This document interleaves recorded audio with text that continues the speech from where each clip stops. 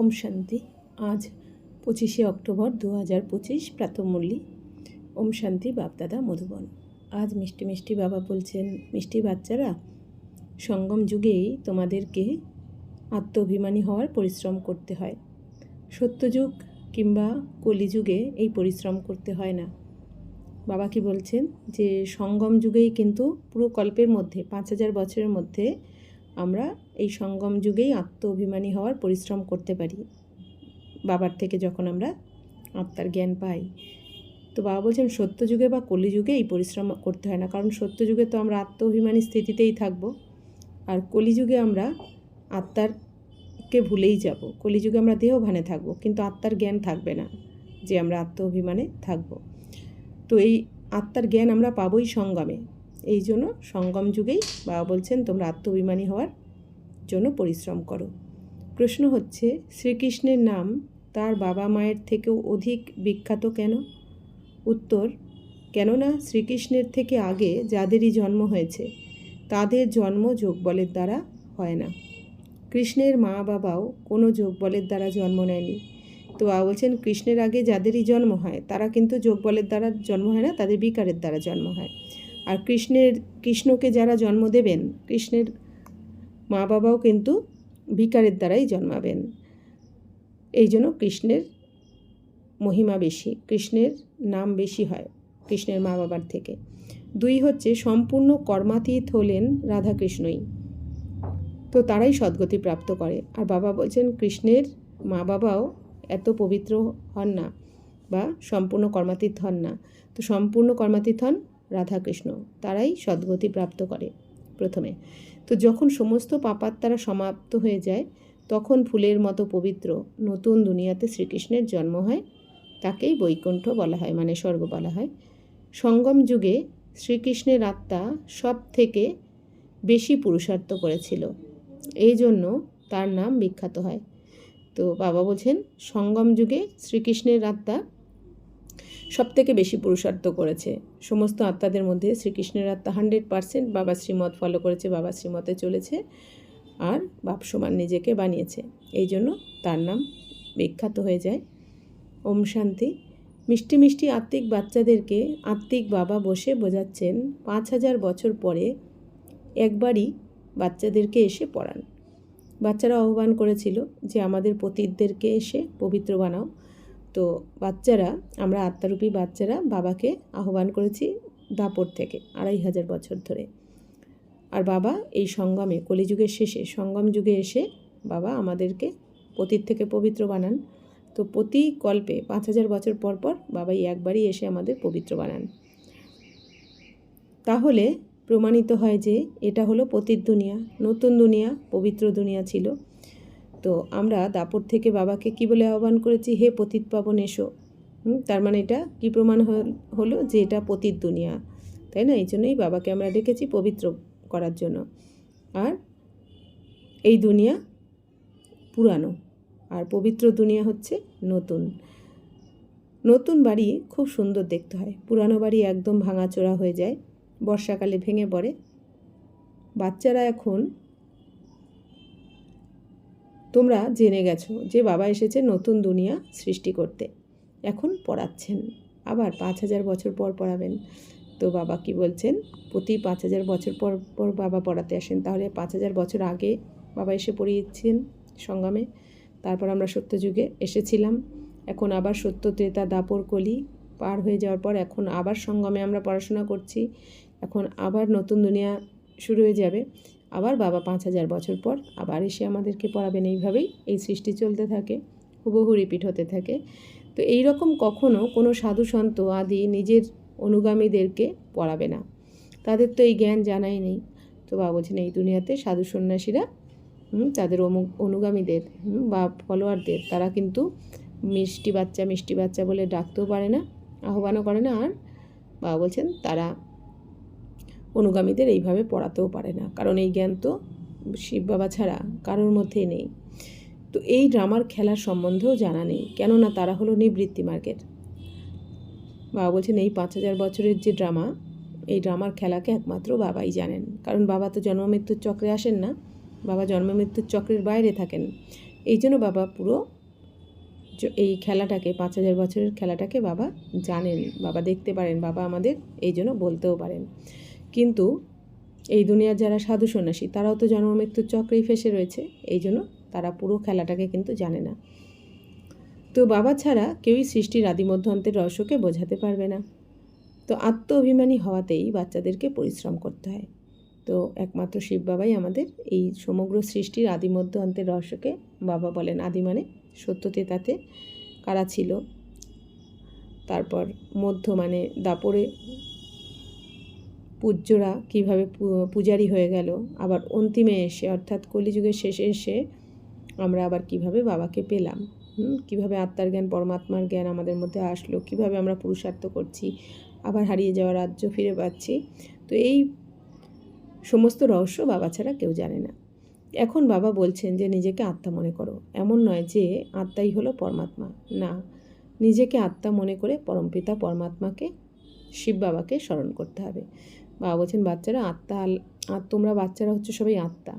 আর বাবা বলছেন পরমাত্মা তো একজনই, শিব বাবা। তো আত্মাই পরমাত্মা নয়, প্রত্যেকের শরীরে আত্মা রয়েছে কিন্তু পরমাত্মা থাকে না। পরমাত্মা তো জন্ম মৃত্যুর চক্রে আসেন না, উনি থাকেন পরমধামে।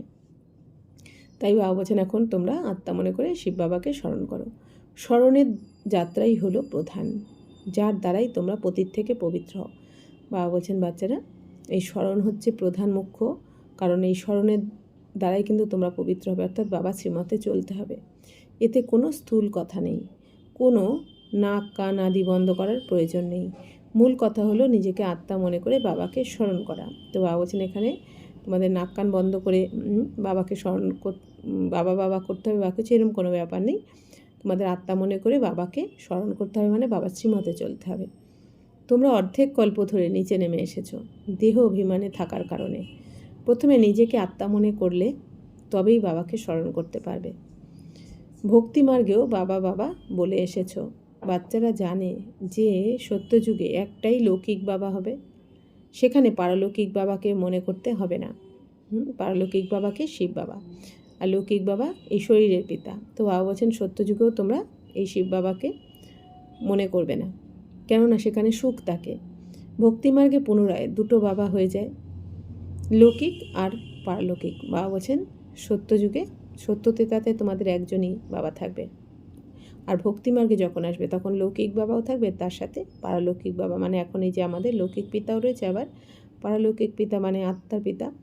তো দুঃখের সময় সবাই পারলৌকিক বাবাকে স্মরণ করে। সত্যযুগে ভক্তি হয় না, সেখানে তো হলো জ্ঞানের প্রারব্ধ। বাবা বলছেন সত্যযুগে তো আর ভক্তি করবে না কেউ। বাবা বলছেন সেখানে তোমরা জ্ঞানের প্রারব্ধ ভোগ করবে। এই যে সঙ্গমে তোমরা বাবার থেকে জ্ঞান নিচ্ছ, পড়াশোনা করছো, এর ফলটা ভোগ করবে স্বর্গে।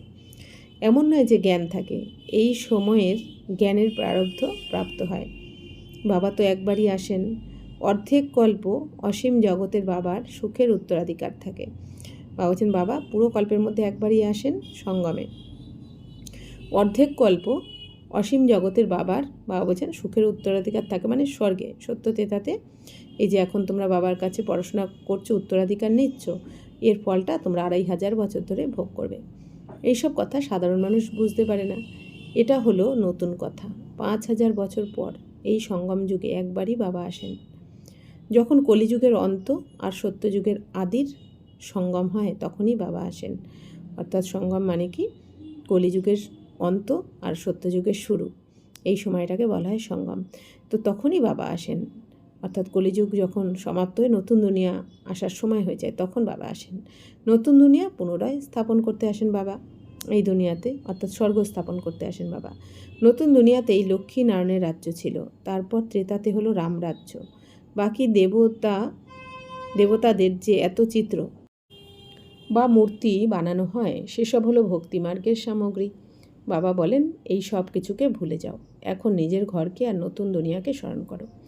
তো বাবা বলছেন বাচ্চারা ভক্তিমার্গে যে এত দেবতাদের চিত্র বা মূর্তি বানানো হয়েছে, বাবা বলছে এগুলো তো ভক্তিমার্গের জন্য, এগুলো তো স্বর্গে কোনো কাজে লাগবে না। স্বর্গে তো তোমরা সত্যযুগে তো তোমরা স্বস্থিতিতে থাকবে, আত্মিক স্থিতিতে থাকবে, ওখানে তোমরা চৈতন্যরূপে দেবী দেবতা। তো বাবা বলছেন এখন এই সব কিছুকে ভুলে যাও তোমরা। বাবা বলছেন এখন শুধু নিজের ঘর অর্থাৎ শান্তিধামকে স্মরণ করো আর নতুন দুনিয়া মানে স্বর্গকে স্মরণ করো। জ্ঞানমার্গ হলো বোধগম্যতার মার্গ, যার দ্বারা তোমরা 21 জন্মের জন্য বুঝদার হয়ে যাও। কোনো দুঃখ থাকে না। সত্যযুগে কখনো কেউ এই রকম বলবে না যে আমার শান্তি চাই। বাবা বলছেন এই যে জ্ঞানমার্গ, বাবা বলছেন জ্ঞানমার্গে তোমরা এখন, জ্ঞানমার্গ মানে কি বোধগম্যতার মার্গ, অর্থাৎ এখন তোমরা এসে তোমাদের বোধ বুদ্ধি হচ্ছে, তোমরা বুঝদার হচ্ছ।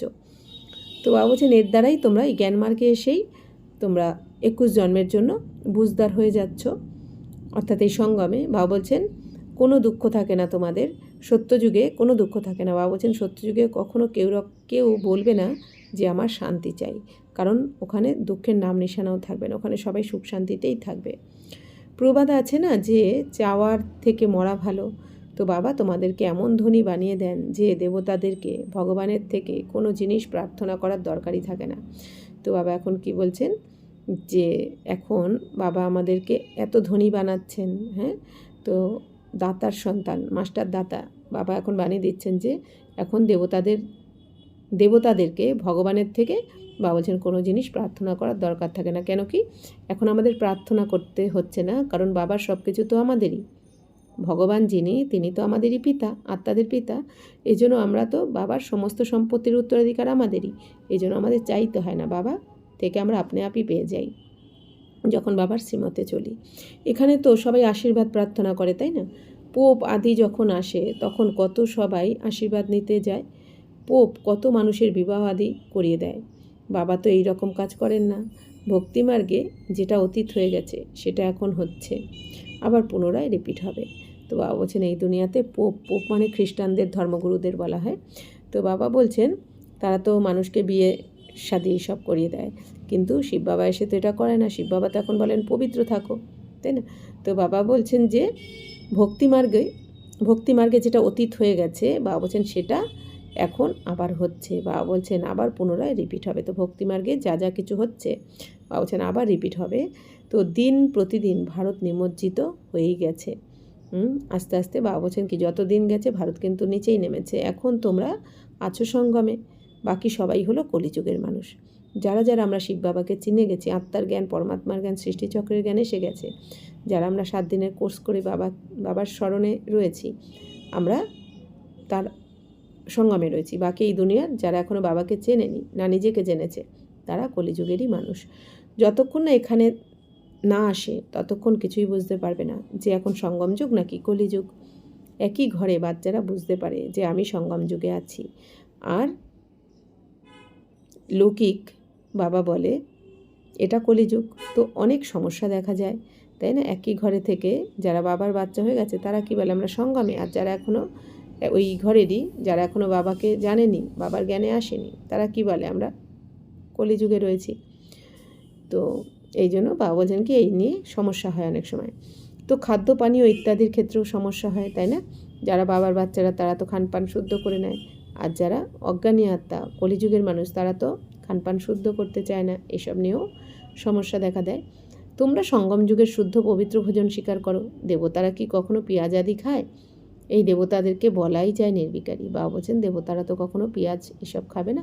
দেবতাদের কখনো আমরা এইসব দিয়ে ভোগ লাগাই, মাছ মাংস পেঁয়াজ রসুন, তাই না? তো বাবা বলছেন কি দেবতারা তো সবসময় সাত্ত্বিক ভোজন খাবে, গ্রহণ করবে। তো দেবতাদেরকে কি বলা হয়? সম্পূর্ণ নির্বিকারী, মানে কোনো ধরনের বিকারী থাকবে না এদের মধ্যে। ভক্তিমার্গে সবাই তমপ্রধান হয়ে গেছে। এখন বাবা বলেছেন শতপ্রধান হও। এমন কেউ নেই যে বুঝবে যে আত্মা প্রথমে শতপ্রধান ছিল, তারপর তমপ্রধান হয়েছে। কেননা তারা তো আত্মাকে নির্লেপ মনে করে, তারা বলে দেয় আত্মাই হলো পরমাত্মা। বাবা বলছেন এই দুনিয়াতে কেউ বুঝতেই পারে না যে আত্মারা প্রথমে শতপ্রধান ছিল আর এখন তমপ্রধান হয়ে গেছে। কারণ তারা কি বলে, এই দুনিয়াতে বলে দেয় আত্মার নির্লেপ, মানে আত্মার গায়ে কোনো দাগ লাগে না। এই কথাটা বলার কারণ হচ্ছে এই দুনিয়াতে সবাই আত্মাকে পরমাত্মা মনে করে, মানে আত্মাই ভগবান, আত্মাই পরমাত্মা। এই জন্য ওরা কীভাবে আত্মার গায়ে কোনো পাপের দাগ লাগে না। এই শরীর পাপ করে, শরীরেই পাপের দাগ লাগে, এই জন্য গঙ্গাতে স্নান করিয়ে নেয় শরীরকে। কিন্তু বাবা এসে এখন আমাদের কি ক্লিয়ার করলেন যে না বাচ্চারা, তোমরা আত্মারাই এই শরীরের দ্বারা পাপ করো, এই জন্য দাগ আত্মার মধ্যেই লাগে। তো আত্মাকে এই দাগ মুক্ত করতে গেলে এখন ওই জলের গঙ্গায় স্নান করলে চলবে না, এই জ্ঞান গঙ্গায় স্নান করাতে হবে। তো বাবা বলছেন জ্ঞান সাগর হলাম আমি। যারা এই দেবী দেবতা ধর্মের হবে তারা সবাই এসে পুনরায় নিজের অবিনাশী উত্তরাধিকার গ্রহণ করবে। তো জ্ঞান সাগর শিব বাবা এসে আমাদের এই যে জ্ঞান শোনাচ্ছেন, দেবী দেবতা ধর্মের স্থাপনা করছেন। আর বাবা বলছেন কি যারা যারা দেবী দেবতা ধর্মের সত্য তেতার আত্মা হবে তারা কিন্তু এই জ্ঞানে আসবেই, তাদের সময় অনুযায়ী আসবে, এসে তারাও তাদের অবিনাশী উত্তরাধিকার গ্রহণ করবে বাবার থেকে। তো এখন স্যাপলিং লাগানো হচ্ছে, অর্থাৎ বাবা বলছেন এই দেবী দেবতাকুলের স্যাপলিং লাগানো হচ্ছে। তোমরা বুঝতে পারবে যে এই আত্মা এত উঁচু পথ প্রাপ্ত করার যোগ্য নয়। বাবা বলছেন যত তোমরা পুরুষার্থ করবে, এগিয়ে যাবে, তোমরা নিজেরাই বুঝতে পারবে যে এই আত্মা উঁচু পথ প্রাপ্ত করার যোগ্য নয়। ঘরে গিয়ে বিবাহ আদি করে নোংরা হয়ে যায়, তাই বোঝা যায় যে উঁচু পথ প্রাপ্ত করতে পারবে না। বাবার বাচ্চা হয়েও বিয়ে করে যখন অপবিত্র হয়ে যায় তারা কিন্তু উঁচু পথ প্রাপ্ত করতে পারে না। উঁচু পথ প্রাপ্তির আধার হচ্ছে পবিত্রতার মনের স্থিতি, আত্মিক স্থিতি। তো এখন রাজ্য স্থাপন হচ্ছে। বাবা বলছেন আমি তোমাদেরকে রাজাদেরও রাজা বানাতে এসেছি, তাই প্রজা অবশ্যই তোমাদেরকে বানাতে হবে। তো বাবা বলছেন আমি তোমাদের এখন রাজাদেরও রাজা মানে দেবী দেবতা বানাতে এসেছি। তো বাবা বলছেন বাচ্চারা তোমাদের এখন প্রজাও তো বানাতে হবে, না হলে রাজত্ব কার ওপর গিয়ে করবে স্বর্গে। তো বাবা বলছেন না হলে রাজ্য কিভাবে প্রাপ্ত করবে। এসব হলো গীতার শব্দ, তাই না? একে বলাই যায় গীতার যুগ। এই সঙ্গম যুগ মানে গীতার যুগ। তোমরা এখন রাজযোগ শিখছ। জানো যে আদি সনাতন দেবী দেবতা ধর্মের ফাউন্ডেশন নির্মাণ হচ্ছে। সূর্যবংশী চন্দ্রবংশী দুই রাজবংশই স্থাপন হচ্ছে। তো শিব বাবা এসে এখন আমাদের আদি সনাতন দেবী দেবতা ধর্মের ফাউন্ডেশন নির্মাণ করছেন। বাবা বলছেন সূর্যবংশী চন্দ্রবংশী দুই রাজবংশই স্থাপন করছেন বাবা। তো ব্রাহ্মণ কুলের স্থাপনা হয়ে গেছে, ব্রাহ্মণ কুলের স্থাপনা প্রথমে করেছেন, এবার বাবা সূর্যবংশী আর চন্দ্রবংশী অর্থাৎ সত্য আর ত্রেতা যুগের রাজবংশই স্থাপন করছেন। তো ব্রাহ্মণেরাই পুনরায় সূর্যবংশী চন্দ্রবংশী হয়। তো এই এখন যে ব্রাহ্মণ বাচ্চারা বাবার কাছে পড়াশোনা করছে, বাবার থেকে রাজযোগের জ্ঞান নিয়ে নিজেদেরকে পবিত্র বানাচ্ছে, তারাই সূর্যবংশী আর চন্দ্রবংশীতে পুনরায় যাবে। যে ভালোভাবে পরিশ্রম করবে সেই সূর্যবংশী হবে। বা বলছেন সূর্যবংশীতে তো সম্পূর্ণ নির্বিকারী হতে হয়, তো তার জন্য পরিশ্রম যে বেশি করবে তারাই যেতে পারবে লক্ষ্মীনারায়ণের দুনিয়াতে। অন্যান্য ধর্মাত্মারা যারা আসে তারা আসেই নিজের ধর্মের স্থাপনা করতে, তারপরে সেই ধর্মের আলাদা আত্মারা নামতে থাকে, ধর্মের বৃদ্ধি হতে থাকে। বা বলছেন দাপর থেকে অন্যান্য আত্মারা যারা ধর্মের স্থাপনা করবেন তারা আসবেন, তারপর ধর্মের স্থাপনা হয়ে গেলে ওই ধর্মের আত্মারা পরমধাম থেকে আস্তে আস্তে নামতে থাকবে আর ওই ধর্মের বৃদ্ধি হতে থাকবে। মনে করো কেউ যদি খ্রিস্টান হয় তো সেই খ্রিস্ট ধর্মের বীজরূপ হলেন যীশুখ্রিস্ট, অর্থাৎ যীশুখ্রিস্টের আত্মা খ্রিস্টান ধর্মের স্থাপনা করবেন। তো তোমাদের বীজরূপকে বাবা, কেননা বাবাই এসে স্বর্গে স্থাপনা করেন ব্রহ্মার দ্বারা। তো ব্রহ্মাকেই প্রজাপিতা বলা যায়, অর্থাৎ প্রজাদের পিতা। প্রজা মানে সন্তান, তো ব্রহ্মাকেই বলা হয়। রচয়িতা বলা যাবে না, রচয়িতা শিব বাবাকেই বলা হবে, তাই না? ব্রহ্মা বাবাকে প্রজাপিতা বলা হয়। তো এনার দ্বারা বাচ্চাদেরকে দত্তক নেওয়া হয়। তো ব্রহ্মা বাবার দ্বারাই শিব বাবা বাচ্চাদেরকে দত্তক নিয়েছেন, আমরা আত্মারূপী বাচ্চাদেরকে।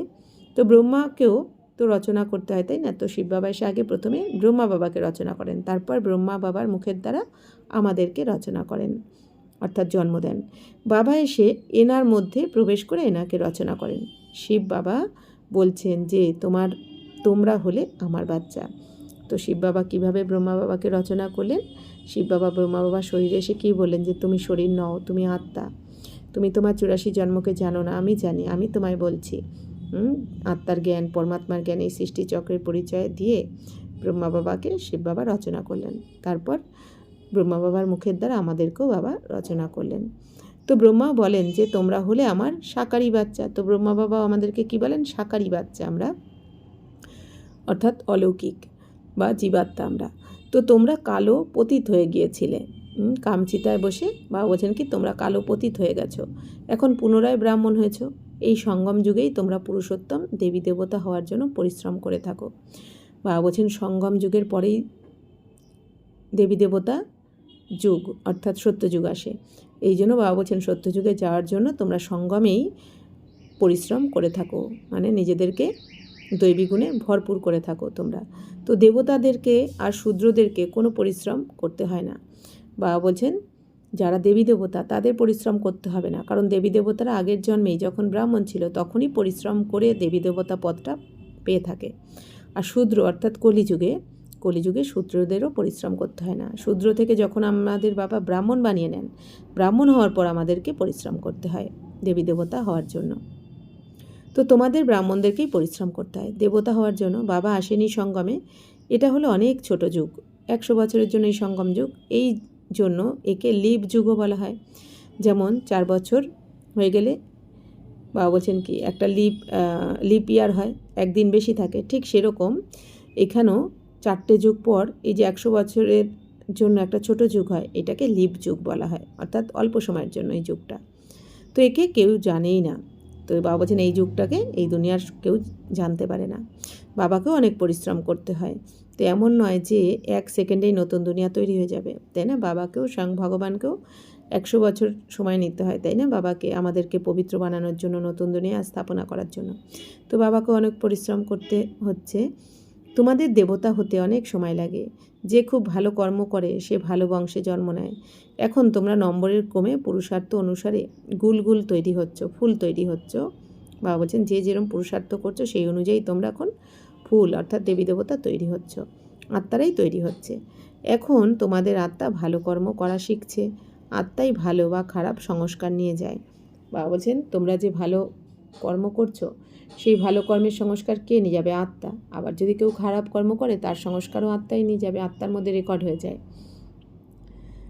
তো এখন তোমরা গুলগুল হয়ে ভালো ঘরে জন্ম নিতে থাকবে। এখানে যারা খুব ভালো পুরুষার্থ করে তো অবশ্যই তারা ভালো বংশে জন্ম নেয়। নম্বরের ক্রমানুসারে তো হয়, তাই না? তো যেরকম কর্ম করে সেই অনুসারে জন্ম নেয়। বা এই জন্য বাবা কী বলছেন, সঙ্গমে বাবা বাচ্চাটা তোমরা 1টা সেকেন্ডও নষ্ট করো না, এখানে তোমরা শ্রেষ্ঠ কর্ম করো, অর্থাৎ বাবার শ্রীমত অনুযায়ী কর্ম করো, তবেই প্রত্যেকটা কর্ম শ্রেষ্ঠ হবে। তো বাবা বলছেন তো যেরকম কর্ম করে সেই অনুসারে জন্ম নেয়। তো বাবা বলছেন এখানে যত শ্রেষ্ঠ কর্ম হবে তত কিন্তু স্বর্গে গিয়ে আমরা উঁচু বংশে জন্ম নেব। তো যখন খারাপ কর্ম করা আত্মারা সবাই ওপরে চলে যায় তখন পুনরায় স্বর্গে স্থাপনা হয় বাছাই করা আত্মাদের নিয়ে। বাবা বলছেন পতিত আত্মারা, অপবিত্র আত্মারা যখন সবাই ওপরে চলে যাবে, শরীর ত্যাগ করে এই দুনিয়া থেকে, বাবা বলছেন তখন স্বর্গে স্থাপনা হয়। আর বাছাই করা আত্মা অর্থাৎ যারা বাবা শ্রীমতে চলে নিজেদেরকে শ্রেষ্ঠ বানিয়েছে তাদেরকে নিয়ে এই স্বর্গের স্থাপনা হয়। যা কিছু তমপ্রধান আছে যে সব কিছুই শেষ হয়ে যায়, সে সব কিছুই শেষ হয়ে যায়। বাবা বলছেন এই দুনিয়াতে তমপ্রধান যা কিছু দেখছো কিচ্ছু থাকবে না। শতপ্রধান দুনিয়া অর্থাৎ স্বর্গতে এই দুনিয়ার কোনো কিছুই থাকবে না। অর্থাৎ সত্যযুগে এই কলিযুগের কোনো কিছুই থাকবে না, আর এখন সত্যযুগের কোনো কিছুই নেই এই দুনিয়াতে। তো যা কিছু তমপ্রধান আছে সে সব কিছু শেষ হয়ে যাবে, তারপর নতুন দেবী দেবতাদের আসা শুরু হয়ে যাবে। তো যখন ভ্রষ্টাচারী সব শেষ হয়ে যায় তখন কৃষ্ণের জন্ম হয়, ততক্ষণ অদল বদল হতে থাকে। তো বাবা বলছেন যে এই দুনিয়ার তমপ্রধান সব কিছু, ভ্রষ্টাচারী সব কিছু শেষ হয়ে যাবে, তখন কৃষ্ণের জন্ম হবে। তো যখন কোনো ছিছি নোংরা থাকে না তখন কৃষ্ণ আসে, ততক্ষণ তোমরা আসা যাওয়া করতে থাকো। তো বাবা বলছেন বাচ্চারা কৃষ্ণ তো সব থেকে শতপ্রধান দেবতা, দেবতাদের মধ্যে 1 নম্বর, সব থেকে আকর্ষণীয় দেবতা, শতপ্রধান দেবতা। তো বাবা বলছেন যখন কৃষ্ণ জন্মাবে তখন এই নোংরা দুনিয়া বা ছিছি দুনিয়ার কিছুই থাকবে না। তো বাবা বলছেন যে তো তখন যখন কৃষ্ণ আসবে ততক্ষণ বাবা বলছেন তোমরা আসা যাওয়া করতে থাকো। কৃষ্ণকে রিসিভ করার জন্য বাবা মাকেও প্রথম থেকে চাই, তাই না? তো তারপর সব কিছুই ভালো ভালো থাকবে। তো বাকিরা সবাই চলে যাবে, তখনই তাকে স্বর্গ বলে যাবে। বাবা বলছেন কৃষ্ণ এসে যাওয়ার পর বাকি আত্মারাও, পবিত্র আত্মারাও চলে আসবে। বাবা বলছেন তখন বাকি যে অপবিত্র আত্মারা তারা কিন্তু পরমধামে চলে যাবে, আর যারা পবিত্র আত্মা তাদেরকে নিয়েই এই স্বর্গ চলবে। তো তোমরাই কৃষ্ণকে রিসিভ করার জন্য থাকবে, যদিও তোমাদের ছিছি জন্ম হবে, কেননা রাবণ রাজ্য, তাই না? শুদ্ধভাবে জন্ম হতে পারবে না। গুলগুল অর্থাৎ পবিত্র জন্ম কৃষ্ণেরই প্রথম হবে। তো বাবা বলছেন নির্বিকারী জন্ম সর্বপ্রথম কৃষ্ণেরই হবে, তারপর রাধার, তারপর অন্যান্য আত্মাদের।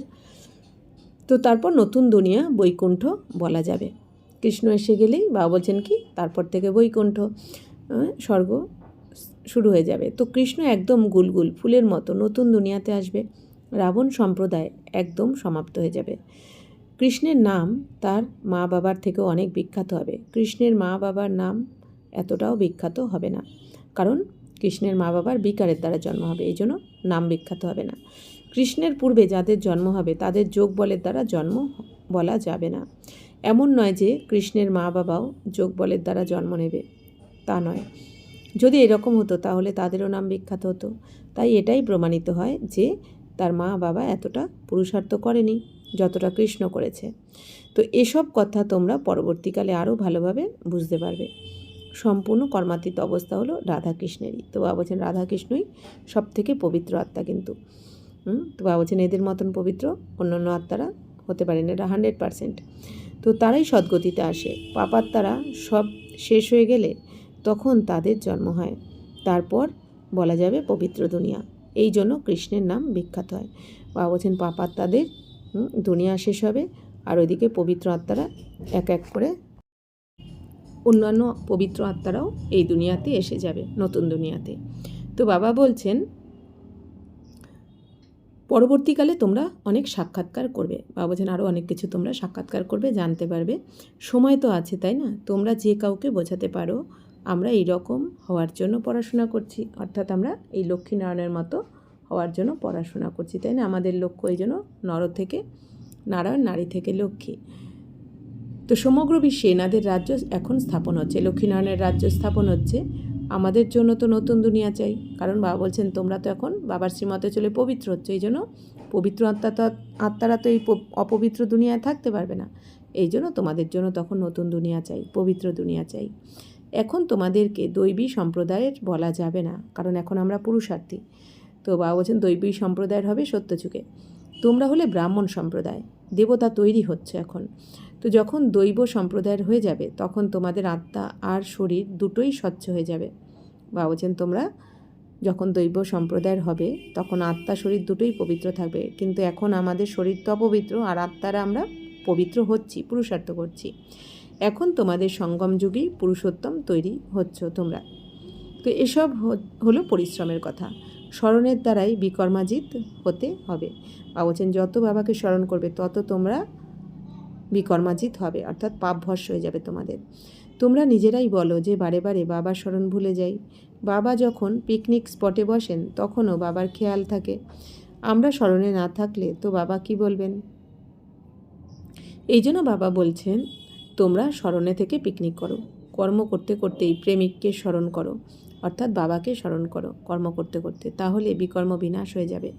এতেই পরিশ্রম, কারণ বাবা বলছেন পিকনিক করতে করতে তোমরা দেহবানে চলে আসো, ভুলে যাও বাবাকে, তখন বিকর্ম বিনাশ হয় না। তো স্মরণের দ্বারাই আত্মা পবিত্র হবে, অবিনাশী জ্ঞান ধনও জমা হবে।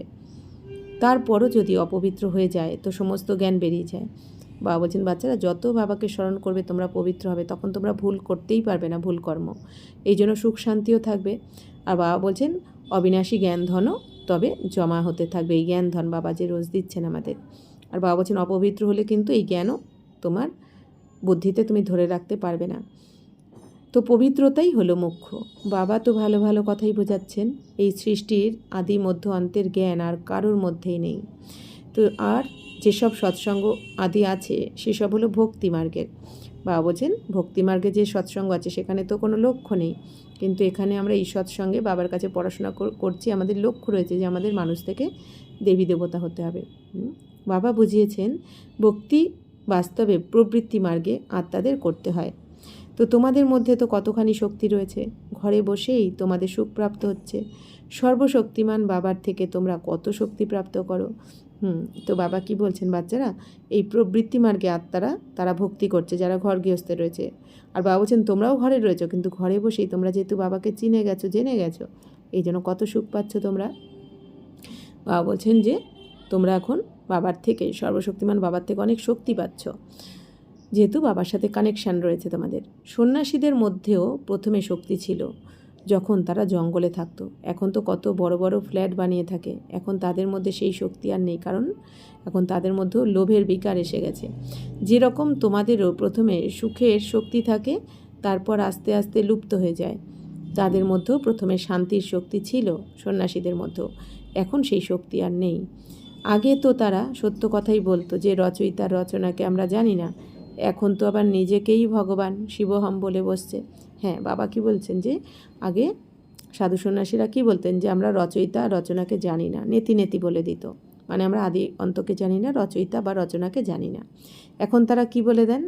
শিবহম, মানে আমি শিব, আমি ভগবান। তো বাবা বোঝাচ্ছেন এই সময়ে সমস্ত কল্পবৃক্ষ তমপ্রধান হয়ে গেছে। তো এই জন্য সাধু আদিদেরও উদ্ধার করার জন্য আমি আসি। তো বাবা বলছেন এখন যেহেতু কল্পবৃক্ষের সমস্ত আত্মারাই তমপ্রধান, তো বাবা বলছেন এখন সাধুদেরও উদ্ধার করার জন্যই বাবা এসেছেন। এই দুনিয়ায় পরিবর্তিত হয়ে যাবে। বাবা বলছেন এই যা কিছু দেখছো এই দুনিয়াতে কিচ্ছু থাকবে না, সমস্ত কিছু তমপ্রধান সব কিছু পরিবর্তন হয়ে শতপ্রধান হয়ে যাবে। সমস্ত আত্মারা পুনরায় বাড়ি ফিরে যাবে, অর্থাৎ আত্মার ঘরে পরমধামে ফিরে যাবে বিনাশের পর। তো বাবা বলছেন এমন একজনও নেই যার এই বিষয়ে জানা আছে যে আমার আত্মার মধ্যে অবিনাশী পাঠ ভরা আছে, যেটা পুনরায় রিপিট হবে। বাবা বলছেন এই দুনিয়াতে কেউ জানে না যে আমাদের আত্মার মধ্যেই 84 জন্মের পাঠ ভরা, বা যে যত জন্মের জন্য এসেছে এই দুনিয়ায় তার সেই পাঠ ভরাই রয়েছে। প্রত্যেক আত্মার মধ্যে যা যা কিছু যে আত্মারা, প্রত্যেক আত্মারা যা যা কিছু বলছে, করছে, ভাবছে, সব কিছু কিন্তু আত্মার মধ্যে রেকর্ড করাই রয়েছে, যেটা 5000 বছর পর পর রিপিট হতে থাকে। তো এই জ্ঞান বাবা বলছেন কেউ জানে না। আত্মা এত ছোট, তার মধ্যে অবিনাশী পাঠ ভরা রয়েছে। আর এই পাঠ, এই রেকর্ডিং কিন্তু কখনো নষ্ট হয় না। আত্মার মধ্যে যে রেকর্ড করা রয়েছে আমাদের 5000 বছরের রেকর্ডিং, এটা কখনো নষ্ট হয় না, এটা অবিনাশী। তো এর জন্য বুদ্ধি অনেক সূক্ষ্ম আর পবিত্র চাই। সেটা তখন হবে যখন স্মরণের যাত্রায় মতো থাকবে।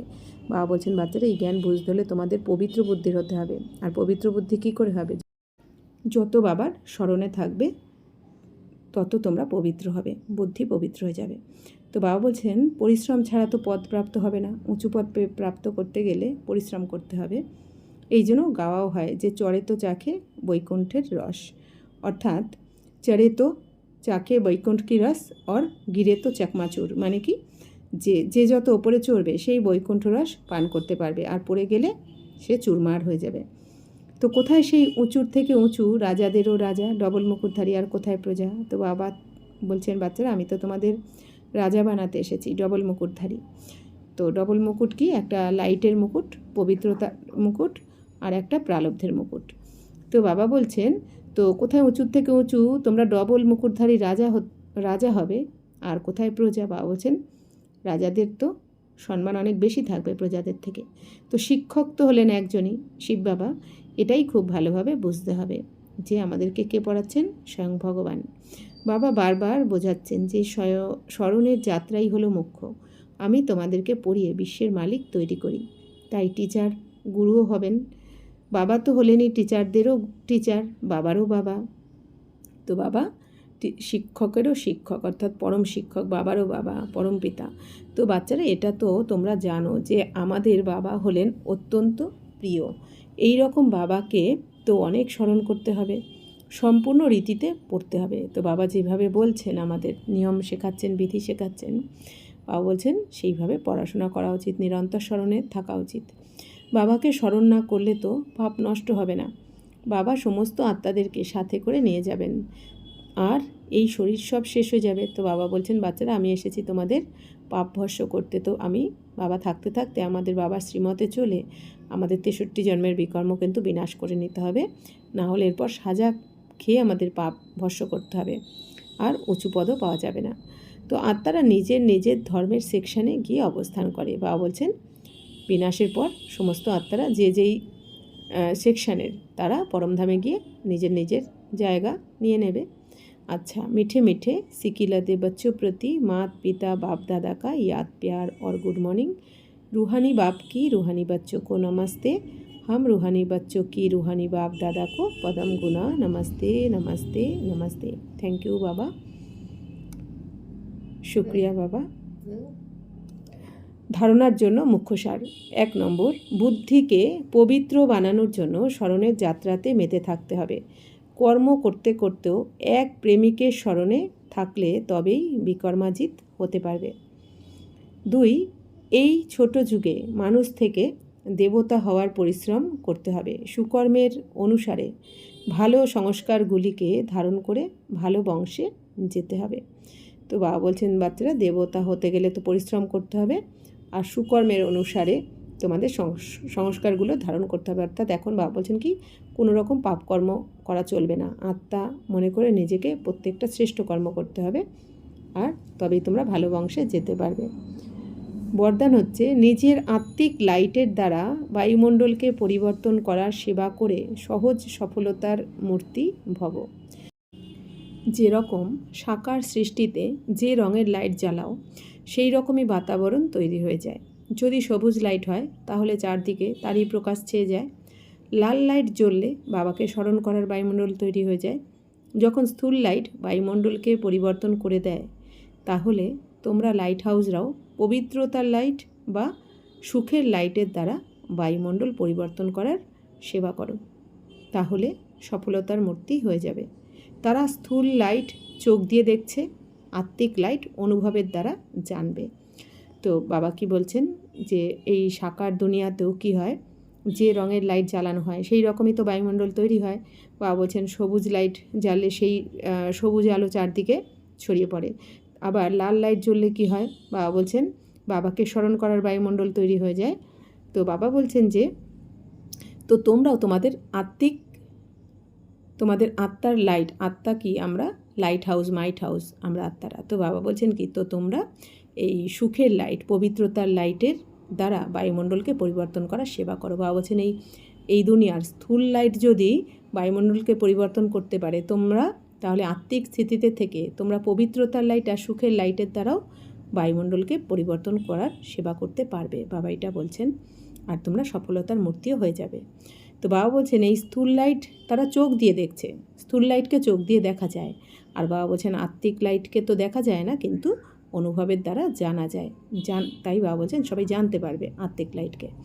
স্লোগান, ব্যর্থ কথাতে সময় আর সংকল্প নষ্ট করা, এটাও হলো অপবিত্রতা।